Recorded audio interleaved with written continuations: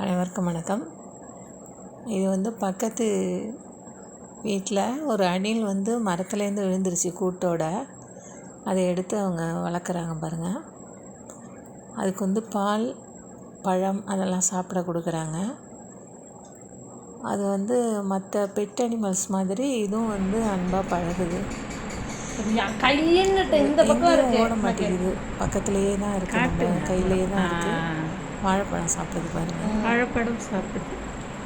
இந்த உலக உயிர்கள் எல்லாமே அன்பு காட்டுனா திரும்பவும் அன்பு காட்டுது.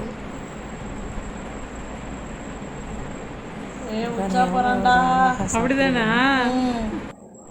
சின்ன குட்டி